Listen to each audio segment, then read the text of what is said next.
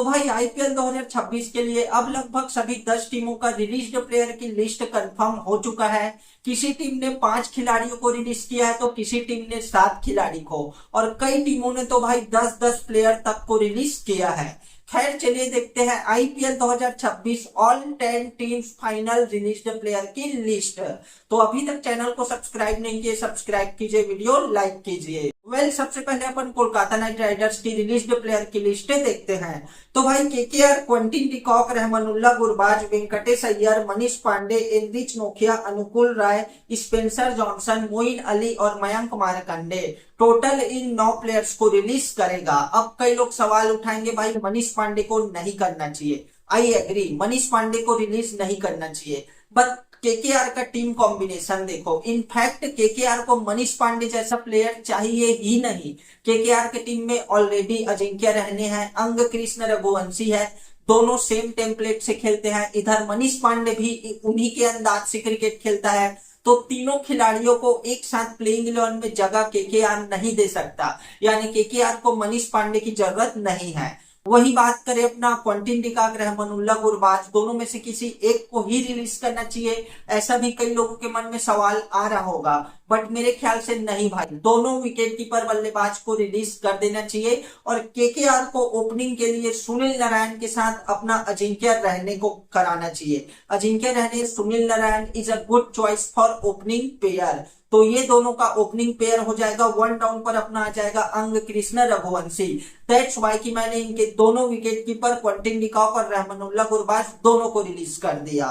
वही अगली team Sunrisers Hyderabad की बात करें तो भाई हैदराबाद अभिनव मनोहर, मोहम्मद शमी को भी रिलीज करेगा इस बार Sunrisers Hyderabad. Wiaan Mulder, Sachin Baby, Rahul Chahar, Simarjeet Singh और अथर्व तैदेव। अब यहाँ पर कई लोगों को खटक रहा होगा कि भाई आपको जो है राहुल चहर को रिलीज नहीं करना चाहिए, बट आप इस बार सनराइजर्स हैदराबाद का टीम देखो। राहुल चहर कितने मैचेस में प्लेइंग 11 का हिस्सा था? मात्र एक मैच में। उस एक मैच में भी पैट कमिंस ने राहुल चहर को पूरे 4 ओवर्स नहीं डलवाया। तो यदि आप इस प्लेयर को खिला ही नहीं रहे हो तो टीम में रखने का जरूरत क्या है? इससे अच्छा रिलीज करो, अपने पैसे सेव करो। और मोहम्मद शमी तो 100% रिलीज होगा भाई, क्योंकि इसका प्रदर्शन इस साल बिलो एवरेज रहा है। ओके ओके भी अपन नहीं बोल सकते, बिलो एवरेज ही रहा है मोहम्मद शमी का प्रदर्शन। 10 करोड़ रुपए बच जाएंगे सनराइजर्स हैदराबाद के यदि इसको रिलीज करता है तब। वही अगली टीम सीएसके की बात करें तो भाई चेन्नई सुपर किंग का इस साल बहुत खराब प्रदर्शन रहा है। पॉइंट्स टेबल में नंबर 10 पर फिनिश किया है। काफी सारे चेंजेस करने की जरूरत है। आई थिंक अगले साल के ऑक्शन में सीएसके टीम को अपना रीबिल्ड करने की जरूरत है।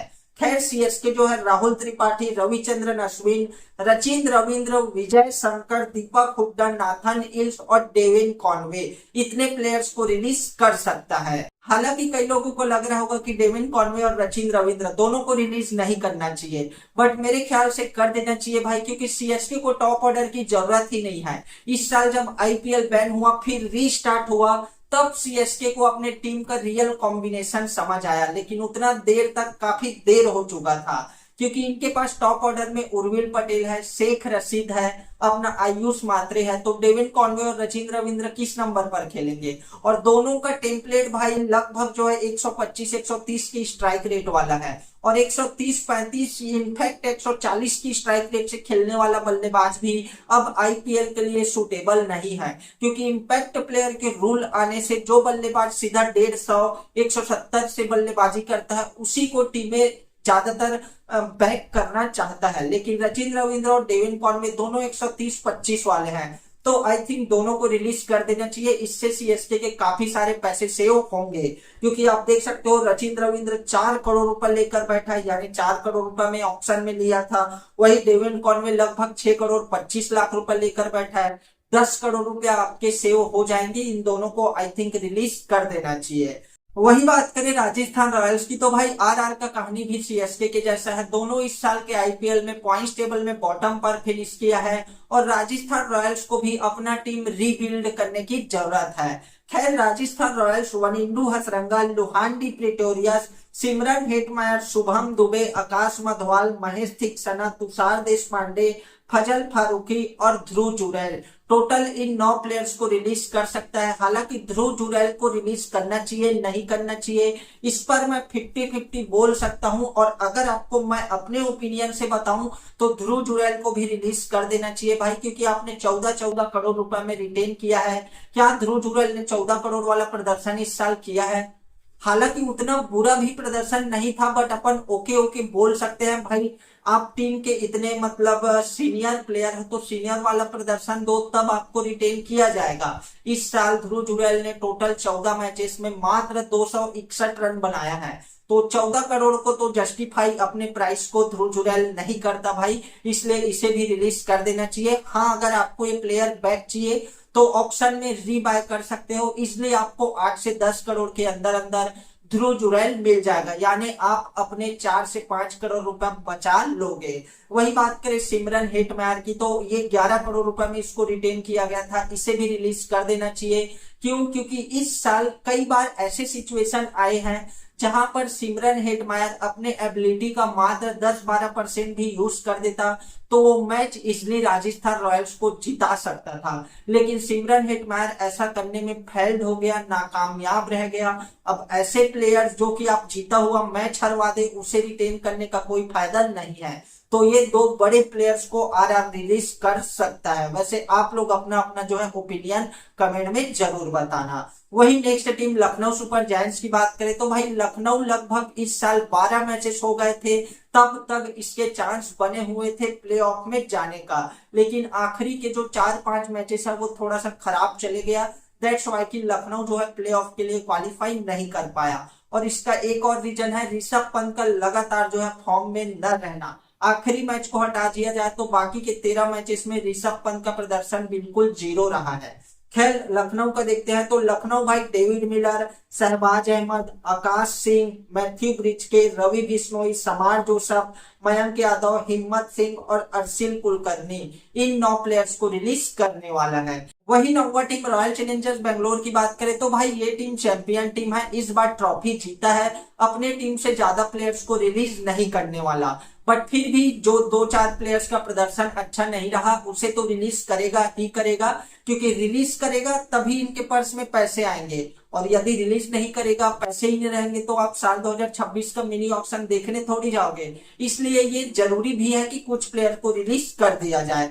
तो अपना आरसीबी लियम लिंगस्टन को रिलीज कर सकता है, रशीद दार और अपना मनोज भांदे और लुंगी इंगिडी, इन 4 प्लेयर को रिलीज कर सकता है।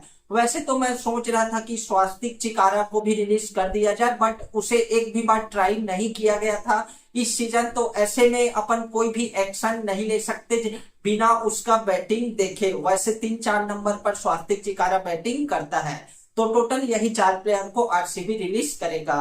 खैर दिल्ली कैपिटल्स का देखे तो Mukesh Kumar, Mohit Sharma, Harry Brook, Faf du Plessis, Donovan Ferreira, Darshan Nalkande और फ्रेसर मैकगग, इन प्लेयर्स को दिल्ली कैपिटल्स रिलीज करेगा, जो कि हैरी ब्रूक के रिप्लेसमेंट के तौर पर सदीकुल्ला अटल को दिल्ली कैपिटल्स ने इस साल शामिल किया था।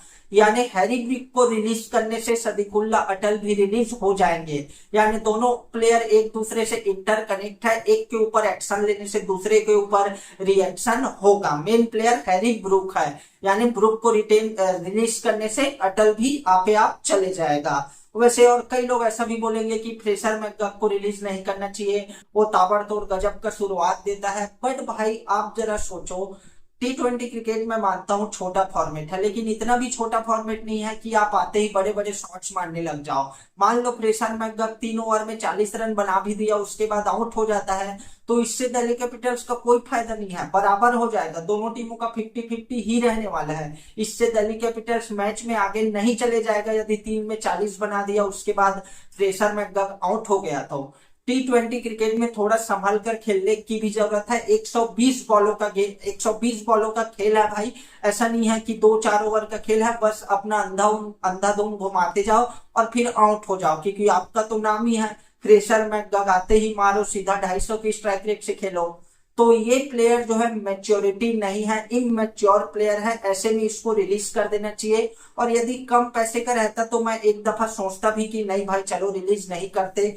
9 करोड़ रुपए में इसे जो है परचेस किया गया था, सो आई थिंक इसे भी रिलीज कर देना चाहिए। तो ये रहा भाई सभी 10 टीमों का फाइनल रिलीज्ड प्लेयर की लिस्ट। सभी 10 टीमों में लगभग जो मैंने बताया वही वही प्लेयर जो है रिलीज होंगे। वैसे आप लोग अपना अपना ओपिनियन कमेंट में जरूर बताना। सो दैट्स ऑल, आज के लिए बस इतना ही। मिलते हैं अपने अगले वीडियो पर। अभी तक चैनल को सब्सक्राइब नहीं किए, सब्सक्राइब कीजिए, वीडियो लाइक कीजिए।